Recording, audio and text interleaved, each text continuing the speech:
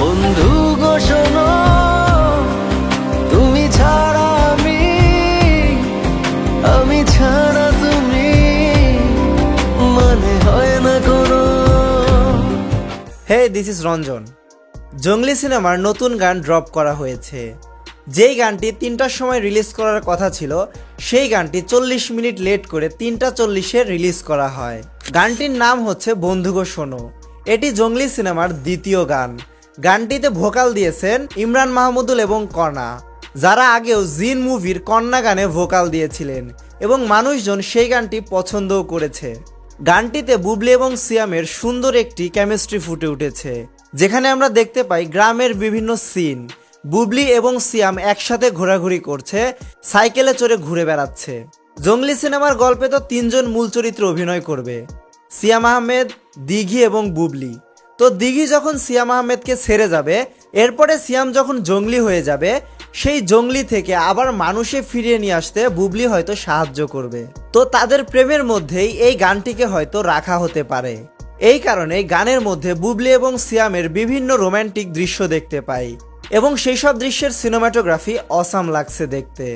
আর এই গানের সিনেমাটোগ্রাফির সাথে গানটার সুর এবং লিরিক্স খুব ভালোভাবে মিলে যায়, যা দেখতে অসম্ভব সুন্দর লাগছিল।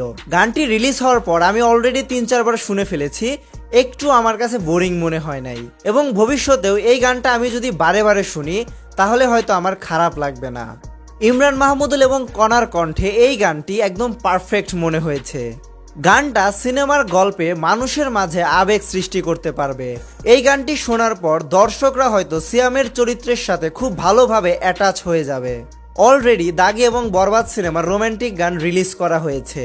বরবাদের দ্বিধা এবং দাগির একটুখানি মনও রিলিজ করা হয়েছে 2 দিন আগেই।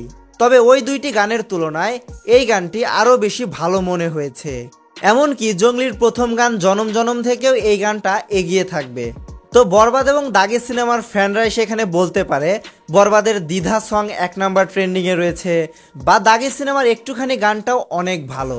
আসলে দাগি সিনেমার গানটা মোটামুটি ভালোই হয়েছে, কিন্তু এর তুলনায় জঙ্গলি সিনেমার গানটা আরও বেশি ভালো মনে হয়েছে আমার কাছে।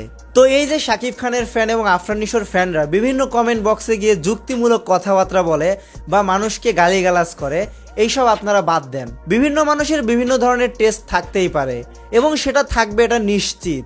মানুষের পছন্দ তো এক না। একটা গান একজন মানুষের পছন্দ হবে, আরেকটা গান আরেকজন মানুষের পছন্দ হবে। এর থেকে ভালো আপনার পছন্দের গানের লিস্টটি কমেন্টে জানাতে পারেন। রিভিউ বাইয়ের সম্পূর্ণ ভিডিওটি দেখার জন্য ধন্যবাদ।